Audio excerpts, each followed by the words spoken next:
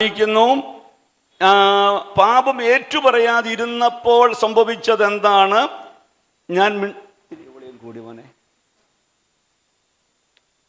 ഞാൻ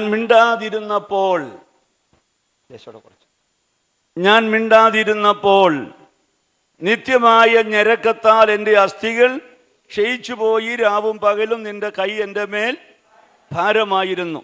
എൻ്റെ മജ്ജ വേനൽക്കാലത്തിലെ ഉഷ്ണത്താൽ എന്ന പോലെ വറ്റിപ്പോയി. എന്നിട്ട് പറയുന്നു, ഞാൻ എൻ്റെ പാപം നിന്നോട് അറിയിച്ചു, എൻ്റെ അകൃത്യം മറച്ചതുമില്ല.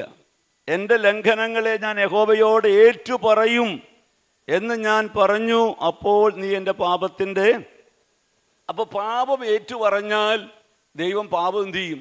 ക്ഷമിക്കും. നമുക്ക് ഒരു സംശയമില്ലാത്ത കാര്യമാണ്. പക്ഷേ നാം തിരിച്ചറിയേണ്ട ഒരു കാര്യമുണ്ട്. എന്താണെന്നറിയാവോ? ദൈവം പാപം ക്ഷമിക്കുമെങ്കിലും പാപത്തിന്, അതായത് തിരുവെഴുത്ത് പറയുന്നു, നാം വിതച്ചത് കൊയ്യുമെന്നാണ്. അപ്പോൾ നിങ്ങളത് ഗൗരവത്തോടെ ശ്രദ്ധിക്കണം. ഇത് വളരെ നിങ്ങളുടെ ഉള്ളിൽ പിന്നെയും സംശയങ്ങളൊക്കെ ഉരുത്തിരിഞ്ഞാൽ നിങ്ങൾ എന്നോട് പേഴ്സണലായിട്ടത് പറയണം. പക്ഷേ ദൈവവചനത്തിൻ്റെ ഗൗരവമുള്ള ഈ കാര്യം നാം മനസ്സിലാക്കേണ്ടിയിരിക്കുന്നു. അപ്പോൾ ദൈവം പാപം ക്ഷമിക്കുന്നു, ശരിയാണ്. പക്ഷേ വിതച്ചത് കൊയ്യും എന്നുള്ളത് പുതിയ നിയമത്തിലെ ശക്തമായ സന്ദേശമാണ്. നമുക്കൊന്ന് വായിക്കാം. ഗലാത്യലേഖനം 6-ന്റെ 7 ഗലാത്യലേഖനം 6-7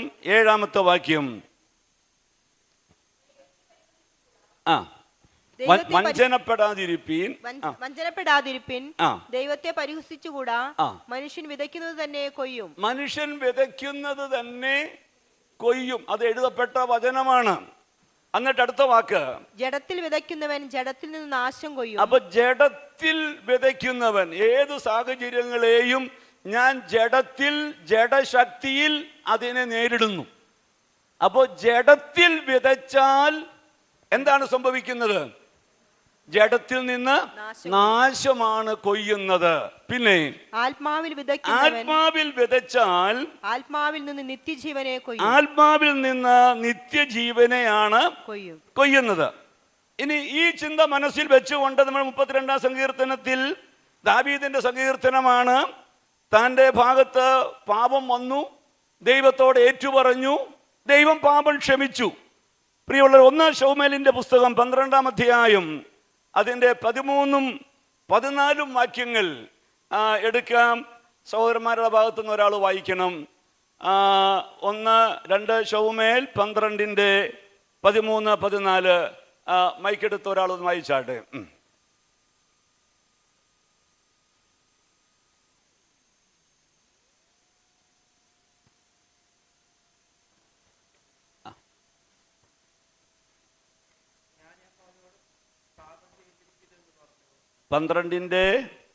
മൈക്ക് മൈക്ക്.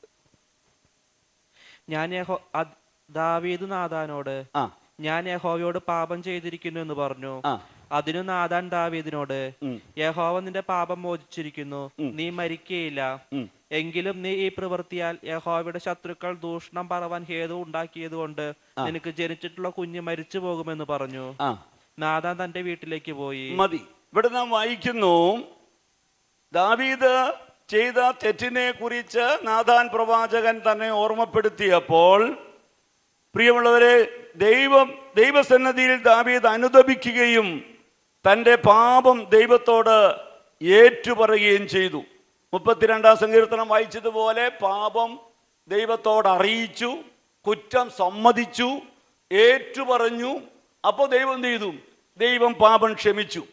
പ്രിയമുള്ളവരെ, എന്നാൽ ഇവിടെ നാം വീണ്ടും വായിക്കുന്നത്, നാഥാൻ പ്രവാചകൻ ദാവീദിനോട് പറഞ്ഞു, യഹോവ നിന്റെ പാപം മോചിച്ചിരിക്കുന്നു, നീ മരിക്കയില്ല.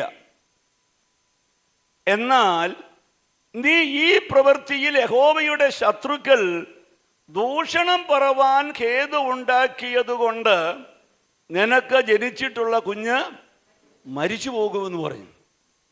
അത് പ്രത്യേകമായിട്ട് നമ്മൾ ഓർക്കണം. അപ്പോൾ നമ്മൾ ചെയ്യുന്ന ചില പാപങ്ങൾ പിന്നീട് അത് ബോധ്യപ്പെടുമ്പോൾ, മക്കളൊക്കെ ഓർക്കണേ, കുഞ്ഞുങ്ങളെല്ലാവരും ഓർക്കണേ, ഇങ്ങോട്ട് ശ്രദ്ധിച്ചിരിക്കണേ, നാമത് ദൈവത്തോട് ഏറ്റുപറഞ്ഞാൽ ദൈവം ചെയ്യും, ക്ഷമിക്കും. പക്ഷെ ചില പാപങ്ങൾ നിമിത്തം ദൈവനാമം എന്ത് ചെയ്യുന്നുണ്ട്? ദുഷിക്കപ്പെടുന്നുണ്ട്. യഹോവയുടെ ശത്രുക്കൾ എന്ത് ചെയ്യുന്നു? ദൈവനാമത്തെ ദുഷിക്കാൻ ഇടയാകുന്നു. ആ ദുഷിക്കാൻ ഇടയാകുന്നത് കൊണ്ട് ആ പാപം ക്ഷമിച്ചെങ്കിലും ആ പാപത്തിന് എന്തുണ്ട്? ആ നാശം ജഡത്തിൽ വിതച്ചതിന് നമ്മൾ ജഡത്തിൽ നിന്ന് എന്ത് കൊയ്യേണ്ടി വരും? അല്ലേ? അതാണ് തിരുവെടുത്ത് പറയുന്നത്, മനുഷ്യൻ വിതയ്ക്കുന്നത് എന്ത് ചെയ്യുമെന്നാണ്? കൊയ്യുമെന്നാണ്. ഇനി നിങ്ങൾ തിരിച്ചിങ്ങനെ ചിന്തിച്ചേ.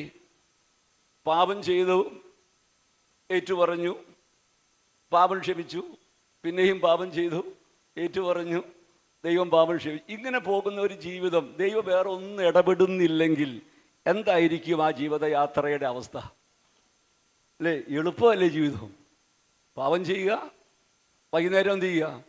ഏറ്റുപറയുക, ദൈവം പാപം ക്ഷമിച്ചു. വാക്കിയുണ്ടല്ലോ, ഞാൻ എൻ്റെ പാപം ഏറ്റുപറഞ്ഞു, ദൈവം എന്നോട് എന്ത് ചെയ്തു? ക്ഷമിച്ചു. അല്ല പ്രിയമുള്ളവരെ, ദൈവം പാപം ക്ഷമിച്ചു, വ്യക്തമായിട്ട് പറഞ്ഞു നീ മരിക്കില്ല.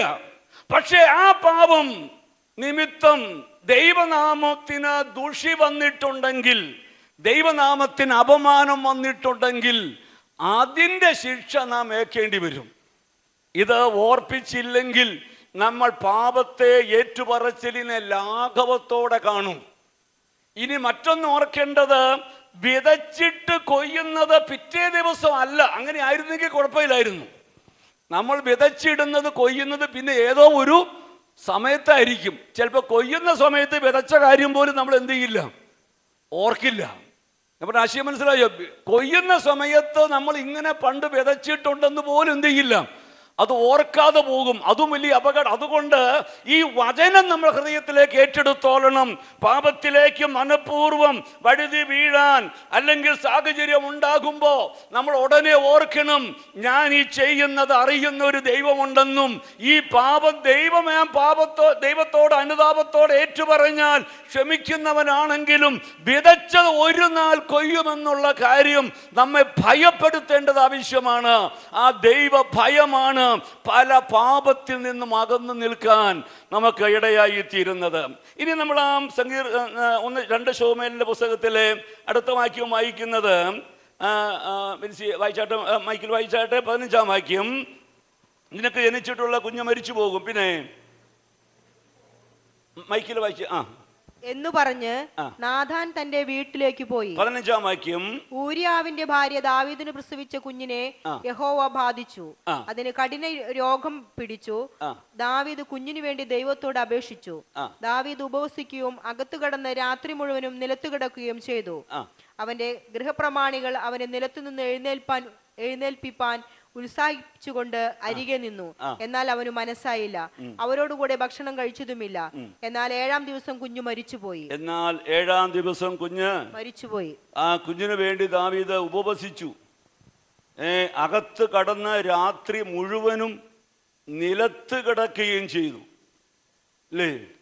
അവന്റെ ഗൃഹപ്രമാണികൾ അവനെ നിലത്ത് നിന്ന് എഴുന്നേൽപ്പിക്കാൻ ഉത്സാഹിച്ചുകൊണ്ട് അരികെ നിന്നു. പക്ഷെ അവന് മനസ്സായില്ല. അപ്പോ ആ ദാവീദിന്റെ പ്രാർത്ഥന എത്ര കാഠിന്യമുള്ള പ്രാർത്ഥനയാണ്. നിലത്ത് കിടന്ന് രാത്രി മുഴുവൻ, രാജാവാണെന്ന് ഓർക്കണം, നിലത്ത് കിടന്ന് ഉപവസിച്ച് എന്ത് ചെയ്യുകയാണ്? പ്രാർത്ഥിച്ചു. പക്ഷെ ആ പ്രാർത്ഥന ആര് കേട്ടില്ല? ദൈവം കേട്ടില്ല. ആ കുഞ്ഞ് എന്ത് ചെയ്തു? മരിച്ചുപോയി. കുഞ്ഞ് മരിച്ചു എന്ന് ദാവീദിനെ അറിയിപ്പാൻ ഭൃത്യന്മാർ ഭയപ്പെട്ടു. കുഞ്ഞ് ജീവനോടിരുന്ന സമയം നാം സംസാരിച്ചിട്ട് അവൻ നമ്മുടെ വാക്ക് കേൾക്കാതിരിക്കെ കുഞ്ഞ് മരിച്ചുപോയി എന്ന് നാം അവനോട് എങ്ങനെ പറയും? അവൻ തനിക്ക് തന്നെ വല്ല കേടും വരുത്തുമെന്ന് അവർ പറഞ്ഞു. ഭൃത്യന്മാർ തമ്മിൽ മന്ത്രിക്കുന്നത് കണ്ടപ്പോൾ കുഞ്ഞു മരിച്ചുപോയി എന്ന് ദാവീദ് ഗ്രഹിച്ചു. തൻ്റെ ഭൃത്യന്മാരോട് കുഞ്ഞു മരിച്ചുപോയോ എന്ന് ചോദിച്ചു. മരിച്ചുപോയി എന്ന് അവർ പറഞ്ഞു. ഉടനെ ദാവീദ് നിലത്ത് നിന്ന് എഴുന്നേറ്റ് കുളിച്ച് തൈലം പൂശി വസ്ത്രം മാറി യഹോവയുടെ ആലയത്തിൽ ചെന്ന് നമസ്കരിച്ചു. അരമനയിൽ ചെന്ന് അവൻ്റെ കൽപ്പന പ്രകാരം അവർ ഭക്ഷണം അവൻ്റെ മുമ്പിൽ വെച്ചു. അവൻ ഭക്ഷണം കഴിച്ചു. കുഞ്ഞു മരിച്ചു കഴിഞ്ഞപ്പോൾ പിന്നെ ഉണ്ടായ വ്യത്യാസങ്ങൾ വേറൊന്നാണ്. അപ്പോൾ ദാവീദിന് തൻ്റെ ഉള്ളിൽ നല്ല ബോധ്യമുണ്ട്, അല്ലേ? പക്ഷെ ദാവീദ് തന്നെ പറയുന്നൊരു കാര്യമുണ്ട്. താഴോട്ട് പിന്നെ വായിച്ചു വരുമ്പോൾ ഈ ഭൃത്യന്മാർ ചോദിക്കുന്നുണ്ട്, എന്താ ഇങ്ങനെ ചെയ്തത്?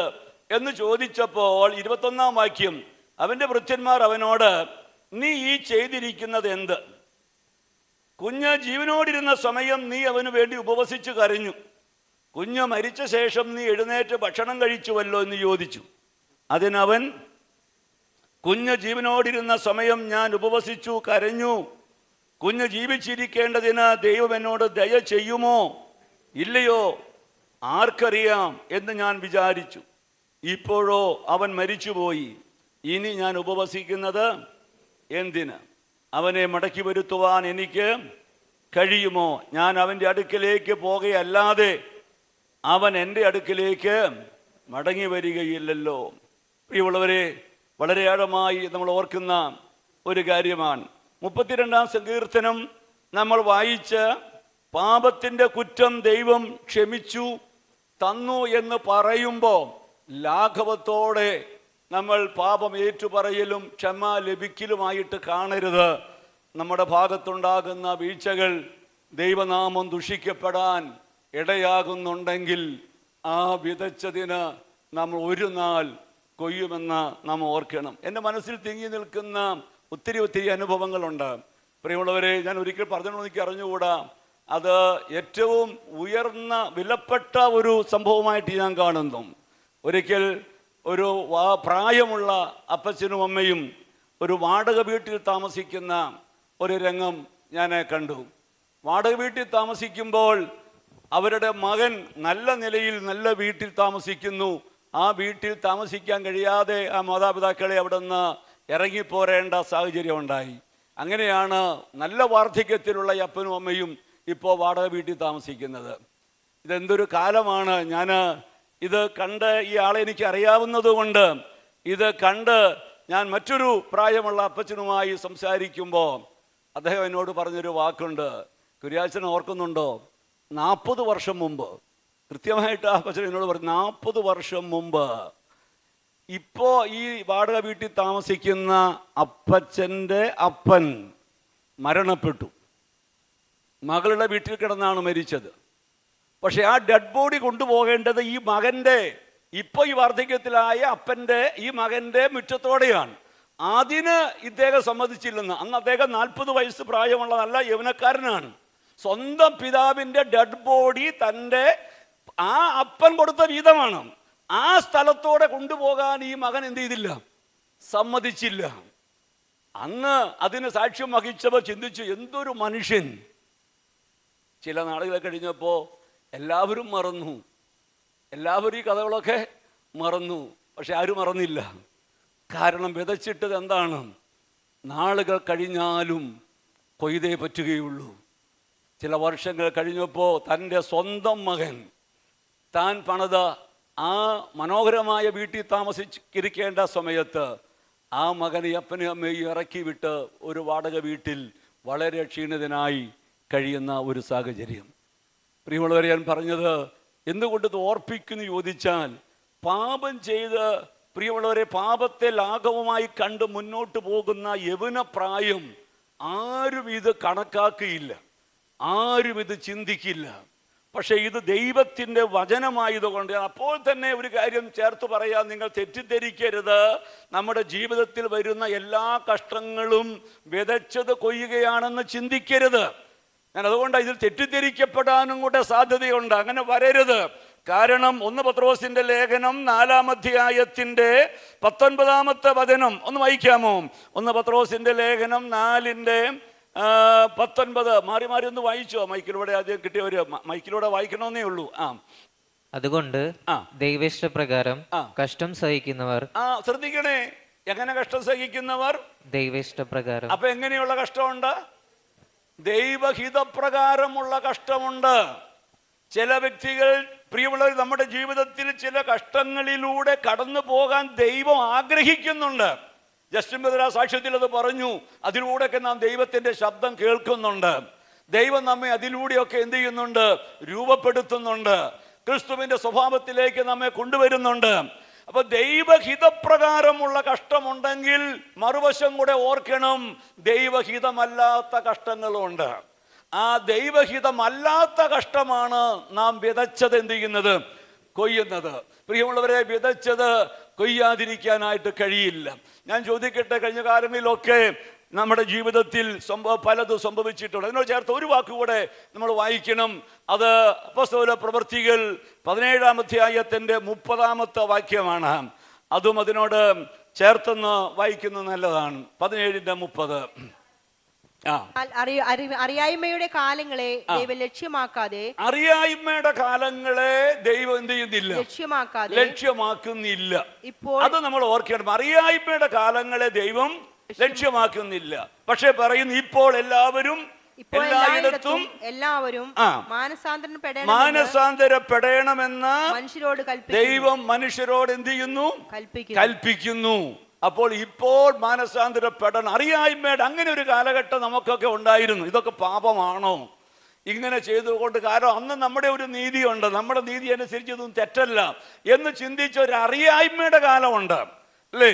പ്രിയമുള്ളവരെ, മനഃപൂർവ്വം ദാവീദ് ഇവിടെ ഒരു കാര്യം ചെയ്തു എന്ന് പറയുമ്പോൾ, പ്രിയമുള്ളവരെ, തെറ്റാണെന്ന് തനിക്കത് അറിയാം. മനഃപൂർവ്വമായി പാപത്തിലേക്ക്, ദൈവനാമം ദുഷിക്കപ്പെടുന്ന അവസ്ഥയിലേക്ക് കാര്യങ്ങൾ പോകുമ്പോൾ തിരുവെടുത്ത് നമ്മെ ഓർപ്പിക്കുന്നു, ആ വിതച്ച തിന്മ നാം കൊയ്യും. അതുകൊണ്ട് വചനം നമുക്ക് തരുന്ന ഒരു ശക്തമായ പ്രബോധനമാണ് പാപം ചെയ്യരുത് എന്നുള്ളത്. വായിക്കാം. 1 കൊരിന്ത്യർ ലേഖനം അതിന്റെ 15-ാം അധ്യായത്തിന്റെ 32-ാമത്തെ വാക്യം. 1 കൊരിന്ത്യർ ലേഖനം 15-ാം അധ്യായം 32-ാമത്തെ വാക്യം. ഞാൻ എഫെസോസിൽ വെച്ച് മൃഗയുദ്ധം ചെയ്തത് വെറും മാനുഷ്യമെന്ന് വരികിൽ എനിക്ക് എന്ത് പ്രയോജനം? പിന്നെ മരിച്ചവർ ഉയർക്കുന്നില്ലെങ്കിൽ നാം തിന്നുക കുടിക്കുക നാളെ ചാകുമല്ലോ. വഞ്ചിക്കപ്പെടരുത്. ഇവിടെ പറയുന്നു, വഞ്ചിക്കപ്പെടരുത്. ദുർഭാഷണത്താൽ സദാചാരം കെട്ടുപോകുന്നു. ദുർഭാഷണത്താൽ സദാചാരം കെട്ടുപോകുന്നു. നീതിക്ക് നിർമ്മതരായി ഉണരുവീൻ. നീതിക്ക് നിർമ്മതരായി ഉണരുവീൻ. പാപം ചെയ്യാതിരിപ്പീൻ. ശ്രദ്ധിക്കണേ, പാപം ചെയ്യാതിരിപ്പീൻ. പ്രിയമുള്ള, എന്തുകൊണ്ടാണ് പാപം ചെയ്യുന്നത്? എന്തുകൊണ്ടാണ് പാപത്തിൽ തുടരാൻ പറ്റുന്നത്? അല്ലേ? ദൈവജനം പറയുന്നതിന്റെ മുകളിൽ പറയുന്നത്, മരിച്ചവർ ഉയർക്കുന്നില്ലെങ്കിൽ ഒരു കുഴപ്പമില്ല, നമ്മൾ തിന്നുക കുടിക്കുക ഇവിടം കൊണ്ട് തീരുന്ന ജീവിതമാണെങ്കിൽ, മക്കളെ ശ്രദ്ധിക്കണോ, ഇവിടം കൊണ്ട് തീരുന്ന ജീവിതമാണെങ്കിൽ ഒന്നും നോക്കണ്ട, അല്ലേ? നമ്മൾ സാധാരണ പറയും, അടിച്ചു പൊളിച്ചങ്ങ് പൊയ്ക്കോ. പക്ഷേ സത്യം എന്താണ്? ഇവിടം കൊണ്ട് തീരുന്നതല്ല ജീവിതം. മരണത്തിനപ്പുറം ഒരു ജീവിതമുണ്ട്. ഇത് അറിഞ്ഞുകൊണ്ടാണ് നാം ദൈവസന്നിധിയിലേക്ക് വന്നത്. ഇത് അറിഞ്ഞുകൊണ്ടാണ് നാം യേശുവിനെ കർത്താവായി സ്വീകരിച്ചത്. ഇവിടെ പൗലോസ് അപ്പോസ്തലൻ അതിനുവേണ്ടി തെളിയിക്കാൻ ബന്ധപ്പെടുന്ന വാക്കൊന്ന് ഓർത്തു നോക്കിക്കേ സഹോദരന്മാരെ. ഞാൻ എഫെസോസിൽ വെച്ച് മൃഗയുദ്ധം ചെയ്തത് വെറും മാനുഷ്യമെന്ന് വരികിൽ എനിക്ക് എന്ത് പ്രയോജനം? മരിച്ചവർ ഉയർക്കുന്നില്ല എങ്കിൽ എന്ന് പറഞ്ഞാൽ മൃഗങ്ങളുമായി യുദ്ധം ചെയ്യേണ്ട. പ്രിയമുള്ളവരെ, പൗലോസിന്റെ ജീവിതത്തിൽ ഒത്തിരി കഷ്ടങ്ങൾ കടന്നു വന്നു ക്രിസ്തു നിമിത്തം. പ്രിയമുള്ളവർ, ഈ കഷ്ടങ്ങളൊക്കെ എന്തിനാ ഞാൻ സഹിച്ചത്? മരണം കൊണ്ട് അവസാനിക്കുകയാണെങ്കിൽ, മരണം കൊണ്ടൊക്കെ തീരുകയാണെങ്കിൽ എന്തിനാ ഞാൻ ഈ കഷ്ടം സഹിച്ചത്? അതാ പൗലോസിന്റെ ഭാഷ്യം. പ്രിയമുള്ളവരെ, ഇത് പറയുമ്പോൾ ഓർക്കണം, നമ്മൾ അറിയാതെ പലരുടെയും മനസ്സിൽ ഈ മരണാനന്തരമുള്ള ജീവിതത്തെക്കുറിച്ചുള്ള ആഴമായ ബോധം നഷ്ടപ്പെടുകയാണ്. അത് ഇവിടുത്തെ ജീവിതം അത് സുരക്ഷിതമാകണം, അതിന് ദൈവത്തിന്റെ സഹായം ആവശ്യമുണ്ട്. ആ നിലയിലേക്ക് ഇന്ന് ആ കാര്യങ്ങൾ പോകുന്നു. അത് ഇന്ന് മാത്രമുള്ള കാര്യമല്ല, അപ്പോസ്തലന്മാർ ജീവിച്ചിരുന്ന കാലത്തും അത് അങ്ങനെ തന്നെ സംഭവിച്ചിട്ടുണ്ട്. നിങ്ങൾ ഓർത്തു നോക്കിക്കേ. 1 കൊരിന്ത്യർ ലേഖനം 15-ന്റെ 12-ാമത്തെ വാക്യം വായിക്കാമോ? 1 കൊരിന്ത്യർ ലേഖനം 15-12. ക്രിസ്തു മരിച്ചിട്ട് ഉയർത്തെഴുന്നേറ്റു എന്ന് പ്രസംഗിച്ചു വരുന്ന അവസ്ഥയ്ക്കോ മരിച്ചവരുടെ പുനരുദ്ധാനമില്ല എന്ന് നിങ്ങളിൽ ചിലർ പറയുന്നത് എങ്ങനെ? മരിച്ചവരെ അക്സിയോ ഗ്രേസ് ഒരാളൊന്ന് വായിച്ച് വാക്യം 15-32. 1 കൊരിന്ത്യർ 15:32. 15-12. ക്രിസ്തു മരിച്ചിട്ട് ഉയർത്തെഴുന്നേറ്റു എന്ന് പ്രസംഗിച്ചു വരുന്ന അവസ്ഥയ്ക്ക് മരിച്ചവരുടെ പുനരുത്ഥാനം ഇല്ല എന്ന് നിങ്ങളിൽ ചിലർ പറയുന്നത് എങ്ങനെ? അപ്പൊ അന്ന് ചില ആളുകൾ എന്താ പറഞ്ഞോണ്ടിരുന്നേ? വായിച്ചാണ് പറ. അന്ന് ചില ആളുകൾ എന്താ പറയണേ? പുനരുത്ഥാനം ഒന്നും ഇല്ല. മരണം കൊണ്ട് എന്ത് ചെയ്യും? ഒക്കെ തീരും. അതുകൊണ്ട് നിങ്ങൾ എന്ത് ചെയ്തോ? ജീവിക്കുന്ന സമയം എന്ത് ചെയ്തോ? അല്ലേ, ലാഭിഷ്ടമായിട്ട് മുന്നോട്ട് പോക്കോ. ഇത് എന്നത്തെ കാര്യമാണ് പറഞ്ഞത്? ഇന്നത്തെ കാര്യമാണോ? അല്ലേ, അഭിഷേകം ഇങ്ങോട്ട് നോക്കിയിരുന്ന മോനെ, ഇന്നത്തെ കാര്യമാണോ ഇത്? അപ്പോസ്തലന്മാർ ജീവിച്ചിരുന്ന പരിശുദ്ധാത്മാവിന്റെ ശക്തമായ പ്രവർത്തനങ്ങൾ നടന്നുകൊണ്ടിരിക്കുന്ന കാലമാണ്. ഓർക്കണം, മരിച്ചവർ ഉയർക്കുന്ന, രോഗികൾ, ആളുകൾ നോക്കി നിൽക്കുക, സൗഖ്യം പ്രാപിക്കുന്ന, വലിയ അത്ഭുതങ്ങളും അടയാളങ്ങളും യേശുവിന്റെ നാമത്തിൽ നടക്കുന്ന, പുനരുദ്ധാനം ചെയ്ത യേശുവിന്റെ സാക്ഷ്യം യേശുവിനെ കുറിച്ച് പറയുമ്പോൾ ആ നാമത്തിൽ അത്ഭുതങ്ങൾ നടന്നുകൊണ്ടിരിക്കുന്നത് മനുഷ്യർ കാണുകയും അനുഭവിക്കുകയും ചെയ്യുന്ന ആ കാലത്ത് ചിലര് പറഞ്ഞു പുനരുദ്ധാനം ഇല്ലെന്ന്. പിശാചു വഞ്ചിക്കുന്ന മാർഗം എത്രയാണെന്ന് ഓർത്ത് നോക്കിക്കേ. പുനരുദ്ധാനം ഇല്ല, മരണത്തിനപ്പുറമൊക്കെ ജീവിതം ഉണ്ടോന്ന് ആർക്കറിയാം എന്ന ചിന്ത മനസ്സിലേക്ക് വന്നാൽ നമ്മുടെ ജീവിതം പോയി. നമ്മൾ പിന്നെ ഈ ഉപദേശങ്ങൾ ഒന്നും നമുക്ക് സ്വീകരിക്കാനായിട്ട് കഴിയില്ല. പ്രിയമുള്ളവരെ, ആ വാക്ക് ഒന്നുകൂടെ ശ്രദ്ധിക്കണം. നമ്മൾ വായിച്ചു, മരിച്ചവർ, ക്രിസ്തു മരിച്ചിട്ട് ഉയർത്തെഴുന്നേറ്റു എന്ന് പ്രസംഗിച്ചു വരുന്ന അവസ്ഥയ്ക്ക് മരിച്ചവരുടെ പുനരുദ്ധാനം ഇല്ലെന്ന് നിങ്ങളിൽ ചിലർ പറയുന്നത് എങ്ങനെ? മരിച്ചവരുടെ പുനരുദ്ധാനം ഇല്ലെങ്കിൽ ക്രിസ്തുവും ഉയർത്തെഴുന്നേറ്റിട്ടില്ല. ക്രിസ്തു ഉയർത്തെഴുന്നേറ്റിട്ടില്ലെങ്കിൽ ഞങ്ങളുടെ പ്രസംഗം വ്യർത്ഥമാണ്, നിങ്ങളുടെ വിശ്വാസവും വ്യർത്ഥമാണ്. അപ്പൊ നമ്മുടെ വിശ്വാസം ഏതിലാണ് ഊന്നി നിൽക്കുന്നത്? മരിച്ചവരുടെ പുനരുദ്ധാനത്തിലാണ്. മരിച്ചവരുടെ പുനരുദ്ധാനം ഇല്ലെങ്കിൽ, യേശു കർത്താവ് ഉയർത്തെഴുന്നേറ്റിട്ടില്ലെങ്കിൽ പിന്നെ എന്താ നമ്മുടെ വിശ്വാസത്തിന് അർത്ഥമുള്ളത്? നമ്മൾ എന്തിനാ കാത്തിരിക്കുന്നത്? ആ നല്ല പുനരുത്ഥാനത്തിന് വേണ്ടിയല്ലേ? അതല്ലേ ഫിലിപ്പി ലേഖനം 3 പൗലോസ് പറയുന്നത്, വല്ലവിധേനയും മരിച്ചവരുടെ ഇടയിൽ നിന്ന് പുനരുത്ഥാനം പ്രാപിക്കണമെന്ന് വെച്ച് ഞാൻ അവന്റെ നിമിത്തം സകലതും ചവറെന്നെണ്ണുന്നു. ലാഭമായിരുന്നത് പലതും ഞാൻ നഷ്ടമായിട്ട് എണ്ണുന്നു. ഒറ്റ ആഗ്രഹമാണ്, എനിക്ക് വല്ലവിധേനയും മരിച്ചവരുടെ ഇടയിൽ നിന്ന് എന്ത് ചെയ്യണം? പുനരുത്ഥാനം പ്രാപിക്കണം.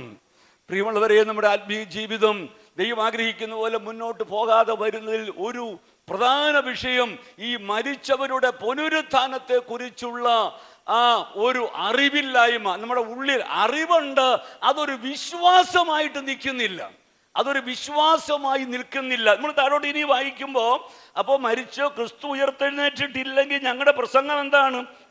വ്യർത്ഥമാണ്. നിങ്ങളുടെ വിശ്വാസവും എന്താണ്? വ്യർത്ഥമാണ്, അല്ലേ? പിന്നെ അതങ്ങനെ വായിച്ചു വന്നിട്ട് 16-ാം വാക്യം, മരിച്ചവർ ഉയർക്കുന്നില്ലെങ്കിൽ ക്രിസ്തുവും ഉയർത്തിയിട്ടില്ല. ക്രിസ്തു ഉയർത്തിയിട്ടില്ലെങ്കിൽ നിങ്ങളുടെ വിശ്വാസം വ്യർത്ഥമത്രേ, നിങ്ങൾ ഇന്നും നിങ്ങളുടെ പാപങ്ങളിൽ ഇരിക്കുന്നു. അപ്പോൾ നമ്മുടെ പാപത്തിൽ നമുക്ക് മോചനം ലഭിച്ചത് ഏതിന്റെ അടിസ്ഥാനത്തിലാണ്? നമുക്ക് നീതീകരണം ലഭിച്ചത് യേശു ക്രിസ്തുവിന്റെ പുനരുത്ഥാനത്തിന്റെ അടിസ്ഥാനത്തിലാണ്. യേശു മരിച്ചു എന്ന കാരണത്തിൽ മാത്രമല്ല, യേശു ക്രിസ്തുവിന്റെ പുനരുത്ഥാനത്തിലുള്ള വിശ്വാസത്തിലും കൂടെയാണ് നമുക്ക് എന്ത് ലഭിച്ചത്? നീതീകരണം ലഭിച്ചത്, അല്ലേ? നിങ്ങൾ വചനം പഠിക്കുമ്പോൾ നമ്മൾ ആ ഭാഗമൊക്കെ ഒന്ന് മനസ്സിൽ ആഴത്തിൽ വേണം, അതൊന്നുകൂടെ ഓർക്കാൻ. ഇത് മറക്കല്ലേ. റോമാലേഖനം 4-ാം അധ്യായത്തിന്റെ 24-ാമത്തെ വാക്യം, നമ്മുടെ അതിക്രമങ്ങൾ നിമിത്തം അപ്പൊ യേശുവിനെ എന്തിനാ ഉയർപ്പിച്ചത്? യേശുവിന്റെ പുനരുത്ഥാനത്തിലൂടെ നമുക്ക് ലഭിക്കുന്ന എന്താ മോളെ? നീതീകരണം, അല്ലേ? നീതീകരണം എന്ന് പറഞ്ഞാൽ എന്താണ്? കുറ്റവാളിയെ കുറ്റമില്ലാത്തവനായി ദൈവം പ്രഖ്യാപിക്കുന്നു. കുര്യാച്ചൻ നീതിമാനാണെന്ന് ദൈവം പ്രഖ്യാപിക്കുന്നു. ഗോഡ്സൺ നീതിമാനെന്ന് ദൈവം പ്രഖ്യാപിക്കുന്നു. എന്തിന്റെ അടിസ്ഥാനത്തിൽ? യേശു ക്രിസ്തുവിലുള്ള വിശ്വാസത്തിന്റെ. നമ്മുടെ അതിക്രമങ്ങൾ നിമിത്തം മരണത്തിന് ഏൽപ്പിച്ചും നമ്മുടെ നീതീകരണത്തിനായിട്ട് ഉയർപ്പിച്ചും ഇരിക്കുന്ന യേശു ക്രിസ്തുവിനുള്ള വിശ്വാസം. അപ്പൊ യേശു ക്രിസ്തുവിന്റെ പുനരുത്ഥാനത്തിലുള്ള വിശ്വാസത്തിലാണ് നമ്മുടെ നീതീകരണം നിലനിൽക്കുന്നത്. യേശു ഉയർത്തിട്ടില്ലെങ്കിൽ നിങ്ങൾ എന്ത് ചെയ്യുന്നു? ഇപ്പോഴും നിങ്ങളുടെ പാപത്തിൽ തന്നെ ഇരിക്കുന്നു. നമുക്ക് ഒരു പ്രയോജനവും ഉണ്ടായിട്ടില്ല. എന്നാൽ സത്യം എന്താണ്? അതാണ് 20-ാമത്തെ വാക്യം, 15-20. ഗ്രേസ് മോളെ വായിച്ചേ, ഗ്രേസ് വായിച്ചേ. ഗ്രേസ് അക്സ അല്ല, അടുത്തയാള് പേരാക്കളിച്ചൂടൊക്കെ മാറി പോകുന്നു. വായിച്ച മോളെ. എന്നാൽ എന്ന് പറഞ്ഞ സത്യം എന്താണ്? എന്നാൽ ക്രിസ്തു ക്രിസ്തു നിദ്ര കൊണ്ടവരിൽ ആ. ആദ്യ ഫലമായി ആ. മരിച്ചവരുടെ ഇടയിൽ നിന്ന് ആ. ഉയർത്തിരിക്കുന്നു. സത്യം എന്താണ്? എന്നാൽ ക്രിസ്തു മരിച്ചവരുടെ ഇടയിൽ നിന്ന് ആദ്യഫലമായി എന്ത് ചെയ്തിരിക്കുന്നു? ഉയർത്തെഴുന്നേറ്റിരിക്കുന്നു. ഇനി ആരൊക്കെ യേശു ഉയർത്തിട്ടില്ല എന്ന് പറഞ്ഞാലും യാഥാർത്ഥ്യം എന്താണ്? യേശു ക്രിസ്തു ഉയർത്തെഴുന്നേറ്റിരിക്കുന്നു. പ്രിയമുള്ളവരെ, ഇന്ന് ഈ തിരുവത്താഴ ശുശ്രൂഷ നമ്മൾ നടത്തുമ്പോൾ ഈ തിരുമേശയെ നമ്മെ ഓർപ്പിക്കുന്ന കാര്യം എന്താ?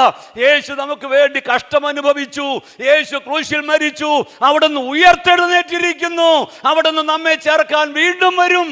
നാം വീണ്ടും ഒന്ന് പ്രഖ്യാപിക്കുകയാണ്. യേശുവിൻ്റെ ഈ മരണം പുനരുത്ഥാനം ഒക്കെ പ്രിയമുള്ളവരെ ഒരു കള്ളക്കഥയാക്കാൻ അന്നും ആളുകൾ ശ്രമിച്ചിരുന്നു. പിശാചൊരു വലിയ തന്ത്രമാണ് ഇതൊരു വിശ്വാസം അല്ലാതാക്കി മാറ്റുന്നത്. മത്തായി സുവിശേഷം 28-ാം അധ്യായം ഒന്നെടുക്കാമോ? മത്തായി സുവിശേഷം 28-ാം അധ്യായത്തിൻ്റെ 62 മുതലുള്ള വേദവാക്യങ്ങൾ സഹോദരന്മാരുടെ ഭാഗത്തുനിന്ന് ഒരാളൊന്ന് വായിച്ചേ. മത്തായി 27-ന്റെ 62 മുതൽ. ഒരുക്കനാളിന്റെ പിറ്റേ ദിവസം മൈക്കില്ലേ? ഒരുക്കനാളിന്റെ പിറ്റേ ദിവസം മഹാപുരോഹിതന്മാരും പരീശന്മാരും പീലാത്തോസിന്റെ അടുക്കൽ ചെന്നുകൂടി, യജമാനനെ, ആ ചതിയൻ ജീവനോടിരിക്കുമ്പോൾ 3 നാൾ കഴിഞ്ഞിട്ട് ഞാൻ ഉയർത്തെഴുന്നേൽക്കുമെന്ന് പറഞ്ഞ പ്രകാരം ഞങ്ങൾക്ക് ഓർമ്മ വന്നു. മക്കളെ ശ്രദ്ധിക്കണേ, എല്ലാവരും ശ്രദ്ധിക്കണേ. യേശുവിനെ അടക്കിയിട്ട് മഹാപുരോഹിതന്മാരും പരീശന്മാരും അന്നത്തെ ഗവർണറായിരിക്കുന്ന പീലാത്തോസിന്റെ അടുക്കൽ വന്നിട്ട് പറയുകയാണ്, യജമാനനെ, ആ ചതിയൻ ഒന്ന് ഓർത്ത് നോക്കിക്കേ, നിങ്ങൾ ആ സംഭവത്തിനെ ശ്രദ്ധിച്ചു നോക്കിക്കേ. യേശു ക്രൂശിൽ മരിക്കുമ്പോൾ സംഭവിച്ചത് എന്തായിരുന്നു?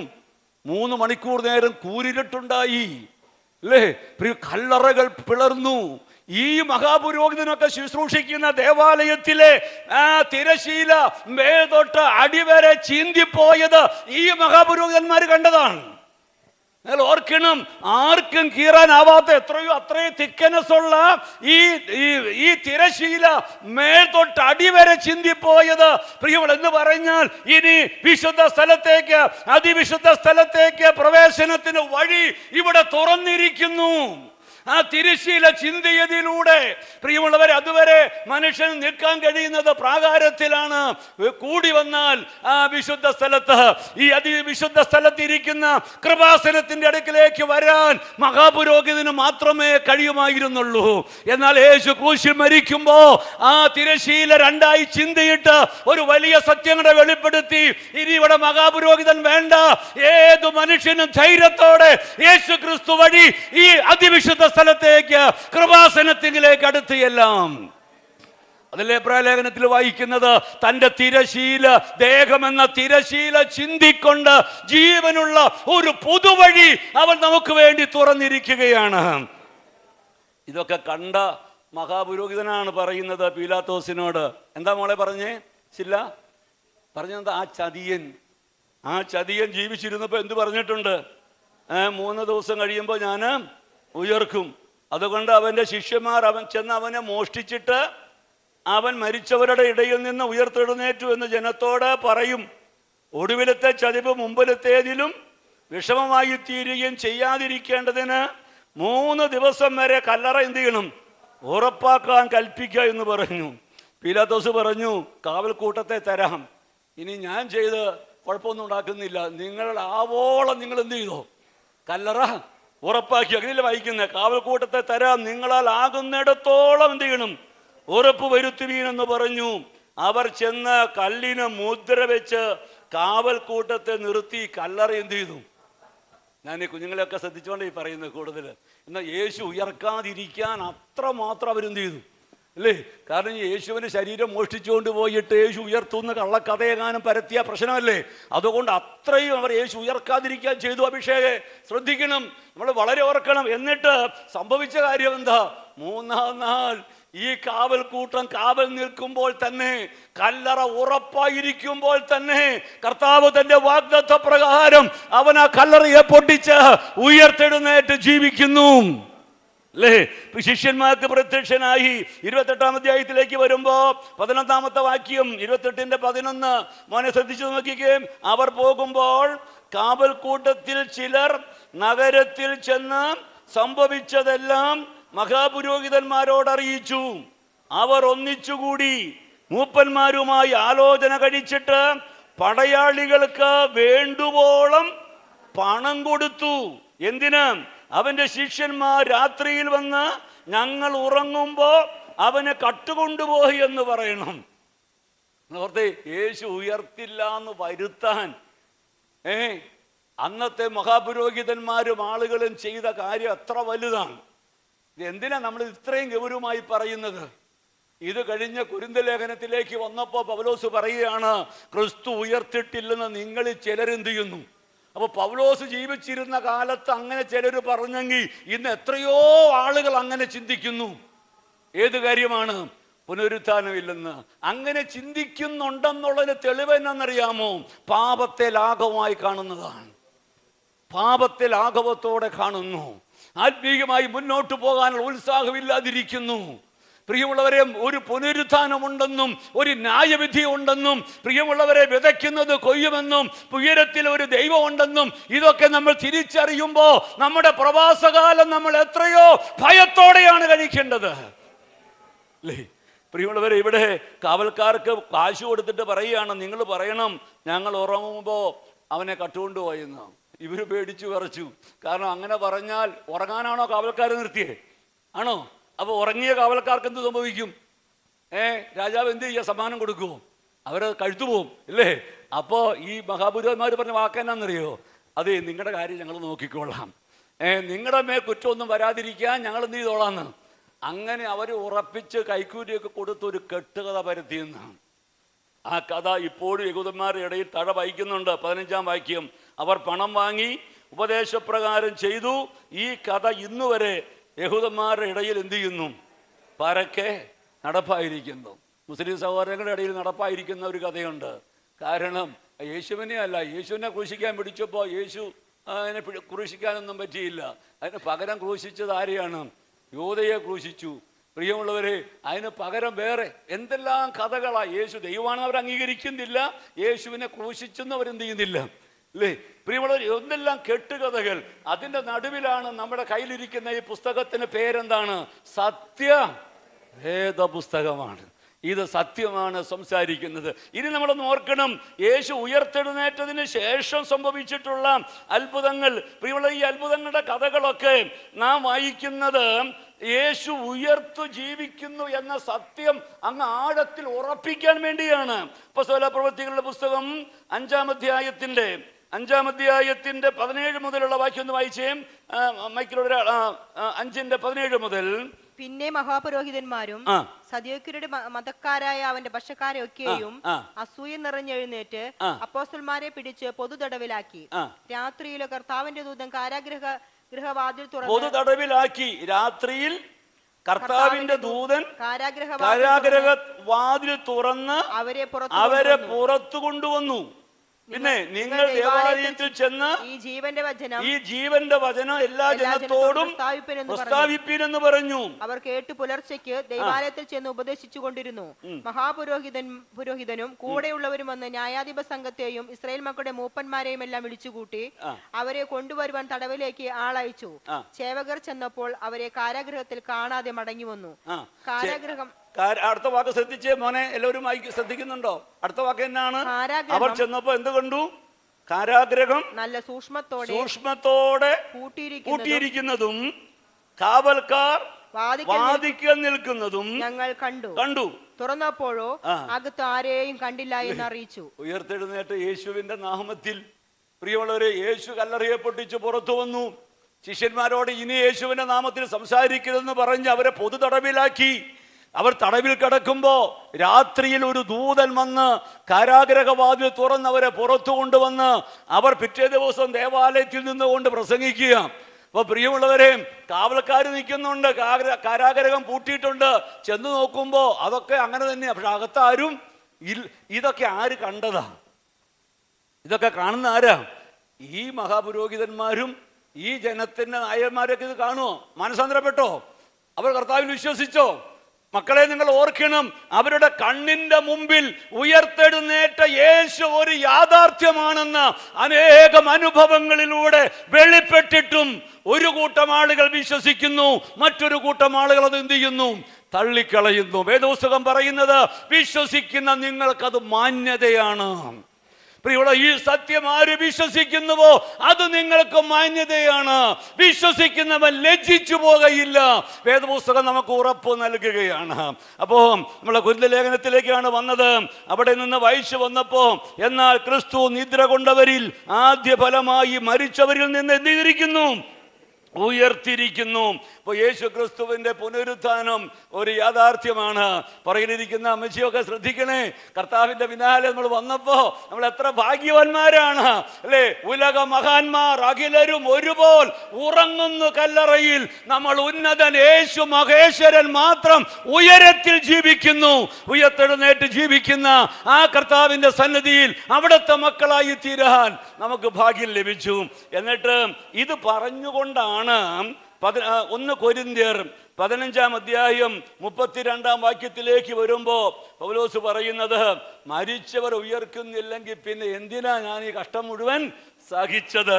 എന്നിട്ട് അടുത്ത വാക്ക്, മരിച്ചവർ ഉയർക്കുന്നില്ലെങ്കിൽ തിന്നുക കുടിക്കുക, നാളെ ചാകുമല്ലോ. പക്ഷെ അടുത്ത വാക്ക്, വഞ്ചിക്കപ്പെടരുത്.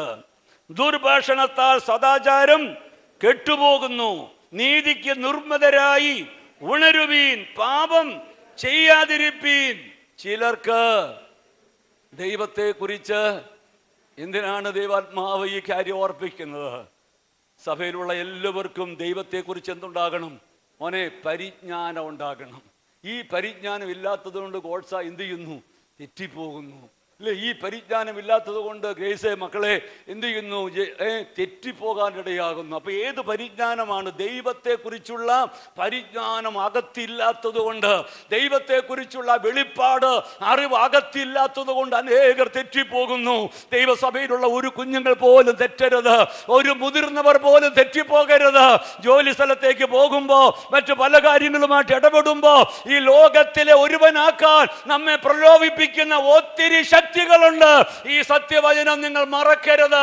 വചനം പറയുന്നു, പാപം ചെയ്യാതിരിപ്പീൻ. ചിലർക്ക് ദൈവത്തെ കുറിച്ച് പരിജ്ഞാനമില്ലാത്തത് കൊണ്ടാണ് പാപത്തിൽ തുടരുന്നത്. പാപം ചെയ്താൽ എന്താണ് സംഭവിക്കുക? വിതച്ചത് കൊയ്യേണ്ടി വരും. പാപം ക്ഷമിക്കും, പക്ഷേ വിതച്ചത് കൊയ്യുമെന്നുള്ളത് മക്കളെ നിങ്ങളുടെ മനസ്സിൽ നിന്ന് ഒരിക്കലും, കേട്ടോ ഹാനോക്കെ, ഒരിക്കലും മാറിപ്പോകരുത്. അതുകൊണ്ട് നന്മ വിതയ്ക്കാൻ നമുക്ക് കിട്ടുന്ന അവസരങ്ങളൊക്കെ അല്ലേ മക്കളെ, നന്മ എന്ത് ചെയ്തോളണം? ദോഷം വിതയ്ക്കരുത്, തിന്മ വിതയ്ക്കരുത്. മാതാപിതാക്കളോടൊക്കെ നമ്മുടെ പെരുമാറ്റം അല്ലേ, ഒരു ടീനേജ് പ്രായമൊക്കെ എനിക്കറിയാം പ്രയാസമുണ്ട് അല്ലേ, പക്ഷേ നിങ്ങൾ ഓർത്തോളണം, നിങ്ങൾ മുഖാന്തരം നിങ്ങളുടെ മാതാപിതാക്കളൊന്നും എന്ത് ചെയ്യരുത്, വേദനപ്പെടാൻ ഇടയാകരുത് അല്ലേ. അവരോടൊന്നും വെറുതെ നിങ്ങൾ കയർത്തൊന്നും എന്ത് ചെയ്യരുത്, സംസാരിക്കരുത്. മാതാപിതാക്കളും പ്രത്യേകിച്ച് ഓർത്തോളണം. പ്രിയമുള്ളവരെ, പിതാക്കന്മാരെ എന്ന് പറഞ്ഞിട്ട് പറയുന്നത് മക്കളെ പ്രകോപിപ്പിക്കരുതെന്ന്. അവരുടെ ഈ പ്രായം ഒരു വല്ലാത്തതാണ്. വെറുതെ അത് ഇതൊക്കെ പറഞ്ഞ് കുഞ്ഞുങ്ങളെ നിങ്ങൾ എന്ത് ചെയ്യരുത്, പ്രകോപിതരാക്കരുത്. അത് മാതാപിതാക്കൾ ശ്രദ്ധിക്കണം, കുഞ്ഞുങ്ങൾ ശ്രദ്ധിക്കണം. നിനക്ക് നന്മയുണ്ടാകാൻ, ദീർഘായുസോടെ ഇരിക്കാൻ അപ്പനെയും അമ്മയെയും എന്ത് ചെയ്യണം, ബഹുമാനിക്കണം.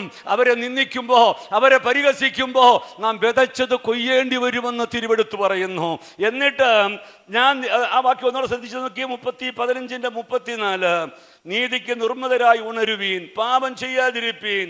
ചിലർക്ക് ദൈവത്തെ കുറിച്ച് പരിജ്ഞാനമില്ല, ഞാൻ നിങ്ങൾക്ക് ലജ്ജയ്ക്കായി പറയുന്നു. എന്നിട്ട് 35 വരുമ്പോ പറയാ, പക്ഷേ ഒരുവൻ മരിച്ചവർ എങ്ങനെ ഉയർക്കുന്നു എന്നും ഏത് വിധം ശരീരത്തോടെ വരുന്നു എന്നും അല്ലേ.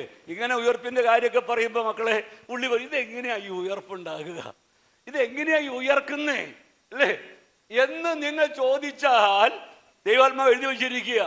അങ്ങനെ ചോദ്യം ഉണ്ടാകുമ്പോ അതൊരു മൂഢമായ ചോദ്യമാണെന്ന്. കാരണം നമുക്ക് അറിയുന്നൊരു സത്യമുണ്ട്. ആ സത്യം എന്നതാ, നാം വിതയ്ക്കുന്ന വിത്ത് ചത്തില്ലെങ്കിൽ അതെന്ത് ചെയ്യും, അത് തനിയെ ഇരിക്കും അല്ലേ. നാം വിതയ്ക്കുന്ന വിത്ത് ചത്തില്ലെങ്കിൽ അത് ജീവിക്കുന്നില്ല. വിതയ്ക്കുന്നതോ ഉണ്ടാകുവാനുള്ള ശരീരമല്ല, ഗോതമ്പിന്റെയും മറ്റു വല്ലതിൻ്റെയും വെറും മണിയത്രേ വിതയ്ക്കുന്നത്. ദൈവമോ തൻ്റെ ഇഷ്ടം പോലെ അതതിന് ഓരോ ശരീരവും, ഓരോ വിത്തിന് അതതിൻ്റെ ശരീരവും നൽകുന്നു. എന്നിട്ട് പറയുന്നു, മരിച്ചവരുടെ പുനരുത്ഥാനവും അങ്ങനെ. 42-ാം വാക്യം, മരിച്ചവരുടെ പുനരുത്ഥാനവും ഇങ്ങനെ തന്നെ. ദ്രവത്വത്തിൽ വിതയ്ക്കപ്പെടുന്നു, അദ്രവത്വത്തിൽ ഉയർക്കുന്നു. അപമാനത്തിൽ വിതയ്ക്കപ്പെടുന്നു, തേജസ്സിൽ ഉയർക്കുന്നു. ബലഹീനതയിൽ വിതയ്ക്കപ്പെടുന്നു, ശക്തിയിൽ ഉയർക്കുന്നു. പ്രാകൃത ശരീരം വിതയ്ക്കപ്പെടുന്നു, ആത്മീക ശരീരം ഉയർക്കുന്നു. അല്ലേ? ഭക്തന്മാരൊക്കെ മരണത്തെ അത്രയും പ്രത്യാശയോടെ കാണാൻ കാരണം ഈ സാധനം വിതയ്ക്കുകയാണ്.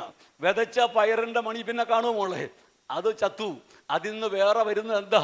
പുതിയ ഒരു ചെടി എന്ന് പറഞ്ഞതുപോലെ അതുവരെ കാണാത്ത ഒരു തേജസ്സിന്റെ ശരീരത്തോടെയാണ് മക്കളെ നമ്മൾ ഉയർക്കുന്നത്. എത്ര ഭാഗ്യമാണ്, എത്ര പ്രത്യാശയ ദൈവം തന്നിരിക്കുന്നേ. ഈ രോഗമുള്ള, ഈ താഴ്ചയുള്ള, ഈ ബലഹീനതയുള്ള, കേട്ടോ അഭിഷേകം എങ്ങോട്ട് നോക്കുമ്പോനെ, ഈ ശരീരം എന്ത് ചെയ്യും? ഇത് പോകും. പക്ഷെ ഇവിടെ നിന്നും പുറത്തേക്ക് വരുന്നത്, ഉയർക്കുന്നത് തേജസ്സേറിയ ഒരു ശരീരമാണ്. അതുകൊണ്ടാ ഭക്തന്മാർ ഒരു പാട്ട് നാളുകൾ പാടിയില്ലേ, അല്ലേ? വിൺമയമാം ശരീരം വിൺ രൂപി നൽകുമ്പോൾ പിന്നെ എന്താ സംഭവിക്കുന്നത്? എൻ്റെ അല്ലലെല്ലാം മാറും. അപ്പോ വിൺമയമായ ഒരു ശരീരം വിൺ രൂപി ഒരു ദിവസം തരും. അന്ന് എൻ്റെ അല്ലലൊക്കെ മാറും. അതുവരെ ഇവിടെയൊക്കെ എന്തുണ്ട് ഇമ്മാനുവേലേ? അല്ലലൊക്കെ ഉണ്ട്, കഷ്ടങ്ങളുണ്ട്. പക്ഷെ അതിനപ്പുറമായൊരു പ്രത്യാശ. സ്വർഗീയ ശില്പിയെ ഞാൻ നേരിൽ കാണും. അല്ലേ? ഒന്ന് പാടാമോ മോളെ ആ പാട്ടിന്റെ ചില വരികൾ? സ്വർഗീയ ശില്പിയെ ഞാൻ നേരിൽ കാണും. പ്രിയമുള്ളവരെ, നേരിൽ കാണുന്ന ഒരു രംഗമുണ്ട്, പുനരുത്ഥാനത്തിന്റെ ഒരു പൊൻപുലരിയുണ്ട്. പ്രിയമുള്ളവരെ, അതിനു വേണ്ടിയാണ് നമ്മൾ ഈ ത്യാഗം ചെയ്യുന്നത്, അതിനു വേണ്ടിയാണ് ഈ കഷ്ടം സഹിക്കുന്നത്. പ്രിയമുള്ളവർ, ഒരു നാൾ ഈ മൺമയമാകുന്ന ശരീരം അത് ഈ മണ്ണിൽ വിതയ്ക്കും, അതില്ലാതാകും. പക്ഷെ തേജസ്സേറിയ ഒരു ശരീരം ഒരിക്കൽ വിൺരൂപിയായവൻ നമുക്ക് നൽകും. പാടാം ആ പാട്ടിന്റെ ഈരടികൾ. സ്വർഗീയ ശില്പിയെ നേരിൽ കാണും കർത്താവേ, അല്ലലില്ല നാട്ടിൽ ഞാൻ എത്തിടുമ്പോൾ. സ്വർഗീയ ശില്പിയെ നേരിൽ കാണും, അല്ലലില്ല നാട്ടിൽ ഞാൻ എത്തിടുമ്പോൾ. വിൺമയമാകും ശരീരം ആവിൻ രൂപി നൽകുമ്പോൾ എന്നല്ലെല്ലാം മാറിയിടുമേ. വിൺമയമാകും ശരീരം ആവിൻ രൂപി നൽകുമ്പോൾ എന്നല്ലെല്ലാം മാറിയിടുമേ.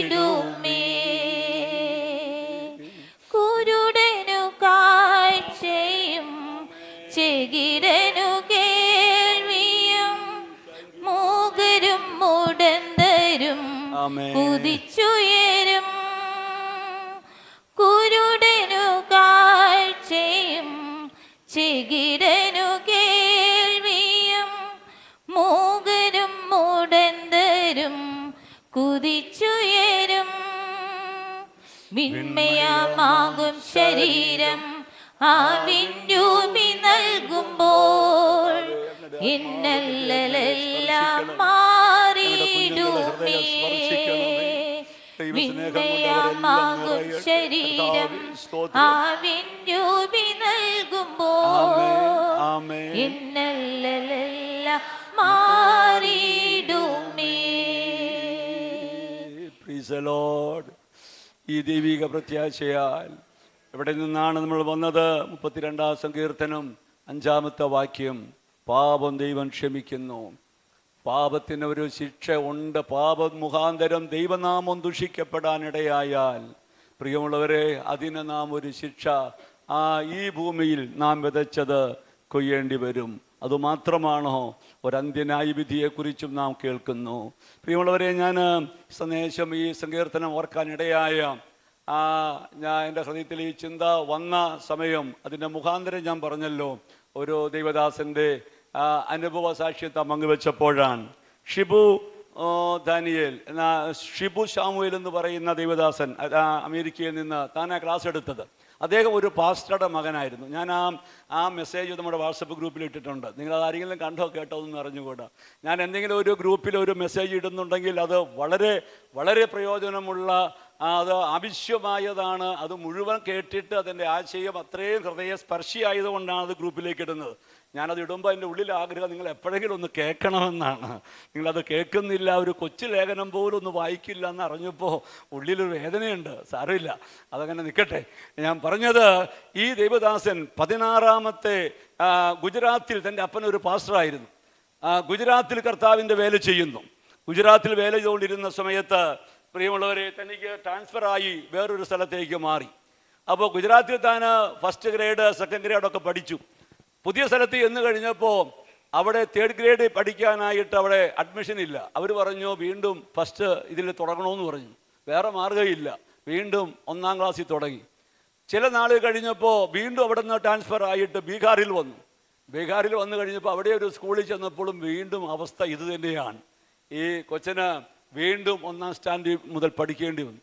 ഇങ്ങനെ ഇവന് ഈ ചില നാളുകൾ താൻ പറഞ്ഞ വാക്കിന് 16-ാമത്തെ വയസ്സിലേക്ക് കാര്യങ്ങളൊക്കെ ചിന്തിക്കാൻ തുടങ്ങിയപ്പോൾ തനിക്ക് ഈ വിശ്വാസത്തോടും ദൈവത്തോടും പാസ്റ്ററായിരിക്കുന്ന അപ്പനോടും ഒക്കെ ഭയങ്കര വിരോധമായി. എൻ്റെ ഭാവി നശിപ്പിച്ചത് എൻ്റെ അപ്പനാണ്, അപ്പൻ പാസ്റ്റർ ആയതുകൊണ്ടാണ്, അപ്പൻ ഈ ദൈവത്തിൻ്റെ കാര്യം പറഞ്ഞ് നടക്കുന്നത് കൊണ്ടാണ്. അതുകൊണ്ട് ആ ദൈവത്തോടും യേശുവിനോടൊക്കെ തനിക്ക് ഭയങ്കര റിബലായി മാറി. ഈ പിതാവും ഈ മാതാവും, കാരണം അവർ കർത്താവിൻ്റെ വേലയാണ് ചെയ്യുകയാണ്. അവർ ദൈവസന്നിധി കരയാൻ തുടങ്ങി, പ്രാർത്ഥിക്കാനായിട്ട്. ഒരു പ്രാർത്ഥനാ സമയത്ത് ഒരിക്കൽ ഒരു ദൈവദാസൻ ഇങ്ങനെ ദൂത് പറഞ്ഞു, നിന്റെ ഇളയ മകൻ നിമിത്തം നീ വേദപുസ്തകം താത്തി വയ്ക്കേണ്ടി വരുമെന്ന്. എന്ന് പറഞ്ഞാൽ ഇനി നിനക്ക് ശുശ്രൂഷയെ മുന്നോട്ട് പോകാൻ കഴിയില്ല, നിന്റെ ഇളയ മകൻ നിമിത്തം നീ വേദപുസ്തകം താത്തി വെക്കേണ്ടി വരും എന്നൊരു ദൂത് പറഞ്ഞ് തൻ്റെ ഹൃദയത്തെ തകർത്തു. താൻ ദൈവസന്നിധി പറഞ്ഞു, കർത്താവേ, എനിക്ക് എൻ്റെ കുഞ്ഞിനെ തന്നേ പറ്റൂ, എൻ്റെ കുഞ്ഞ് മാനസാന്തരപ്പെടണം, അവൻ ദൈവത്തെ അറിയണം, അവൻ ദൈവത്തിൻ്റെ പൈതലായി തീരണം, അവൻ ഞാനെടുത്ത ഈ പുസ്തകം പിടിക്കണം. പ്രിയമുള്ളവരെ, സഹോദരൻ, എൻ്റെ അപ്പൻ 14 വർഷം മടുത്തു പോകാതെ എൻ്റെ അപ്പനും അമ്മയും എനിക്ക് വേണ്ടി കരഞ്ഞു. ഇനി ദൈവം ഇല്ലെന്ന് പറഞ്ഞു പോയ ഇവൻ്റെ ഈ മകൻ്റെ സ്ഥിതി എന്നാണെന്നറിയാമോ? അവൻ ഭയങ്കര സമ്പന്നനായിട്ട് അങ്ങ് മാറി, ബിസിനസ് തുടങ്ങി. ബോംബെയിൽ 100ഓളം കമ്പ്യൂട്ടർ സെൻറ്റർ തനിക്കുണ്ടായിരുന്നു. എന്ന് പറഞ്ഞാൽ അത്രയും ഉയർന്ന നിലവാരത്തിലേക്ക് താൻ അങ്ങ് ചെന്നു. സമ്പന്നതയുടെ നടുവിൽ ലോകപ്രകാരം ആഘോഷിക്കാമെന്ന നിലയിലൊക്കെ താൻ തൻ്റെ ജീവിതം ആഘോഷിച്ചു. അവസാനം ഒരു കുറ്റത്തിൽ പിടിക്കപ്പെട്ട് താൻ ജയിലിലായി. ജയിലിൽ കിടക്കുമ്പോൾ പ്രിയമുള്ളവരെ, തൻ്റെ ഹൃദയത്തിൽ തൻ്റെ അപ്പനെക്കുറിച്ചൊക്കെയുള്ള ഓർമ്മ, ആ തകർച്ചയുടെ ഒരു നടുവിൽ താൻ ദൈവത്തെക്കുറിച്ച് ഓർക്കാൻ ഇടയായിട്ട് തീർന്നു. അത് തനിക്കൊരു വഴിത്തിരിവായിട്ട് മാറുകയായിരുന്നു. പ്രിയമുള്ളവരെ, കർത്താവിലേക്ക് വരാൻ, താൻ ഉപേക്ഷിച്ച വേണ്ടെന്ന് പറഞ്ഞ വിശ്വാസം സ്വീകരിക്കാൻ അത് ഒരു മുഖാന്തരമായി. പക്ഷെ മുഖാന്തരമായത് എവിടെ കിടന്നപ്പോഴാണ്? ജയിലിൽ കിടന്നപ്പോഴാണ്. പ്രിയമുള്ളവരെ, താൻ മാനസാന്തരപ്പെട്ട് പുറത്തു വന്നു. തെന്നാ പിന്നീട് അമേരിക്കയിൽ പോയി. പ്രിയമുള്ളവരെ, അമേരിക്കയിൽ ചെന്ന് അമേരിക്കയിൽ താൻ ഡിട്രോയിറ്റ് എന്ന് പറയുന്ന ആ ഒരു സ്ഥലത്ത്, അവിടെയാണ് അവർ കുടുംബമായിട്ട് അവിടെ താമസിക്കുന്നത്. താൻ പറഞ്ഞൊരു വാക്ക്, എൻ്റെ കുഞ്ഞിന് പാല് വാങ്ങിച്ചു കൊടുക്കാൻ പോലും പൈസ ഇല്ലാത്തൊരവസ്ഥ എനിക്ക് വന്നു. ഏത് അമേരിക്കയിൽ ചെന്ന ഒരാളുടെ കാര്യമായി പറയുന്നത്. കുഞ്ഞിന് പാല് വാങ്ങിക്കൊടുക്കാൻ പോലും പറ്റാത്ത ഒരു സഭായോഗം കഴിഞ്ഞ് പിരിയുമ്പോൾ ഒരു അമ്മച്ചി എൻ്റെ കയ്യിൽ $5 തന്നു.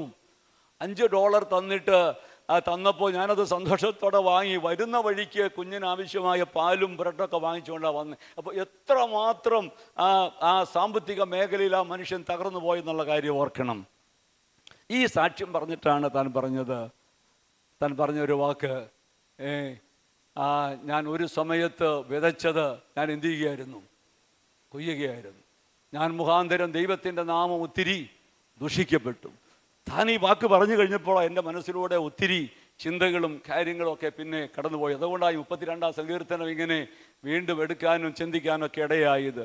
ഞാൻ പറഞ്ഞത്, ഞാൻ എൻ്റെ കുഞ്ഞുനിയന്മാരോട് കൊച്ചുമക്കളോടൊക്കെ പ്രത്യേകം പറയുന്നു, നമ്മുടെ ഈ ഒരു പ്രായം വല്ലാത്തതാണ്. പ്രിയമുള്ളവരെ, നിങ്ങൾ ഓർക്കണം, എനിക്കത് മനസ്സിലാക്കാനായിട്ട് പറ്റും, നിങ്ങൾക്ക് നേരിടുന്ന പ്രലോഭനങ്ങളും സാഹചര്യങ്ങളൊക്കെ. പക്ഷെ നിങ്ങൾ ഓർത്തോളണം, യേശു ക്രിസ്തു ഒരു യാഥാർത്ഥ്യമാണെന്നും, യേശു ഉയർത്തെഴുന്നേറ്റ് ജീവിക്കുന്നുവെന്നും, യേശു രണ്ടാമത് വരുമെന്നും, യേശു ക്രിസ്തുവിലൂടെയാണ് നമ്മുടെ രക്ഷ എന്നുള്ളതും, ആ ക്രിസ്തുവിൽ വളരേണ്ടതിൻ്റെ ആവശ്യകതയെക്കുറിച്ച് ആഴമായ ബോധ്യത്തോടെ നമ്മുടെ ആത്മജീവിതം മുന്നോട്ട് കൊണ്ടുപോകണം. സ്വയമായി വളരാൻ പറ്റില്ല, പരിശുദ്ധാത്മാവിൻ്റെ ശക്തി ആവശ്യമാണ്. പ്രിയമുള്ളവരെ, ഇന്ന് ആ ദൈവദാസൻ ഇന്ന് ഒരു ദൈവസഭയുടെ ശുശ്രൂഷകനായിരിക്കുമ്പോൾ തന്നെ അനേകർക്ക് പ്രയോജനമായി. അദ്ദേഹത്തിൻ്റെ 2 മെസ്സേജ് ഞാൻ ഗ്രൂപ്പിലിട്ടു എന്നാണ് എൻ്റെ ഒരു ഓർമ്മ. ഫസ്റ്റ് ആദ്യത്തെ മെസ്സേജ് നിങ്ങൾ കേട്ടാൽ തൻ്റെ ഈ സാക്ഷ്യവാക്കുകളൊക്കെ നിങ്ങൾക്കത് ശ്രദ്ധിക്കാനിടയായിട്ട് തീരും. എന്നാൽ മാതാപിതാക്കളെ, സഹോദരീ സഹോദരങ്ങളെ, എല്ലാവരും ഈ കാര്യം നന്നായിട്ട് ഓർക്കണമേ. നമ്മുടെ പ്രവാസകാലം നമ്മൾ എന്ത് ചെയ്യണം? ഭയത്തോടെ. ഒത്തിരി പോരാട്ടങ്ങൾ നമുക്ക് ഈ ജഡത്തിലുണ്ട്. ഈ പ്രസംഗിക്കുന്ന എനിക്കും കേൾക്കുന്ന നിങ്ങൾക്കും ഉണ്ട്. നമ്മെ ലോകത്തിലേക്ക് കൊണ്ടുപോയി ലോകക്കാരാക്കി മാറ്റാൻ. പക്ഷേ ഈ വചനം എപ്പോഴും കണ്ണ് തുറപ്പിച്ചുകൊണ്ടിരിക്കണം. ഇത് സത്യവചനമാണ്. പൗലോസ് അപ്പോസ്തലൻ കൊരിന്തിലെ സഭയിലെ പ്രിയമുള്ളവരെ ചില ആളുകൾ ഓർക്കണം, സഭയ്ക്ക് പുറത്തുള്ളവരോടല്ല പറഞ്ഞത്, അല്ലെ? സഭയ്ക്ക് ലേഖനം എഴുതി സഭയെ നോക്കിക്കൊണ്ടാ പറഞ്ഞത്. മരിച്ചവർ ഉയർക്കുന്നില്ല എന്ന് എങ്ങനെ നിങ്ങൾക്ക് പറയാൻ പറ്റുമെന്ന് ശ്രദ്ധിച്ചോ? മരിച്ചവർ ഉയർക്കുന്നില്ലെന്ന് എങ്ങനെ നിങ്ങൾക്ക് പറയാൻ പറ്റും? ആരാ? പുറത്തുള്ളവരല്ല ഈ പറയുന്നത്, സഭയ്ക്ക് അകത്തുള്ളവരാണ്. അങ്ങനെ പറഞ്ഞത് കൊണ്ടുണ്ടായ പ്രശ്നം എന്നാണെന്നറിയാമോ? അവർ പാപത്തിലേക്ക് പോയി, അല്ലേ? അപ്പന്റെ ഭാര്യയെ വെച്ചുകൊണ്ടിരിക്കുന്ന ആ വലിയ തിന്മ പോലും ചെയ്യാൻ അവർക്ക് മടിയില്ലാതായി. അതുകൊണ്ട് 15-ാം അധ്യായം പുനരുത്ഥാനത്തെ കുറിച്ച് ആഴമായി പറഞ്ഞിട്ട് അവസാനം പറയുകയാണ്, നിങ്ങൾ വഞ്ചനപ്പെടരുത്, നിങ്ങൾ ചതിക്കപ്പെടരുത്, പാപം ചെയ്യാതിരിപ്പീൻ. വിതയ്ക്കുന്നത് നമ്മൾ കൊയ്യേണ്ടി വരും. പ്രിയമുള്ളവരെ, അതുകൊണ്ട് ചിലർക്ക് ദൈവത്തെ കുറിച്ച് പരിജ്ഞാനമില്ലാത്തതിനാൽ ദൈവമക്കളെ, ഈ പരിജ്ഞാന പൂർത്തിയിലേക്ക് വരാൻ നമുക്ക് ദൈവത്തോട് പ്രാർത്ഥിക്കുക. കണ്ണുകളടയ്ക്കുക. നാം പാടിയല്ലോ, വിൺമയമാം ശരീരം വിൺരൂപിയായവൻ ഒരിക്കൽ നമുക്ക് തരും. നമ്മുടെ താഴ്ചയുള്ള ശരീരത്തെ അവൻ്റെ മഹത്വമുള്ള ശരീരത്തോട് അനുരൂപമാക്കി രൂപാന്തരപ്പെടുത്തും. ദൈവമക്കളെ, നമുക്ക് അന്യോന്യം പ്രാർത്ഥിക്കുക. ഞാനിത് പറയുമ്പോൾ നിങ്ങൾ എനിക്ക് വേണ്ടിയും പ്രാർത്ഥിക്കുക.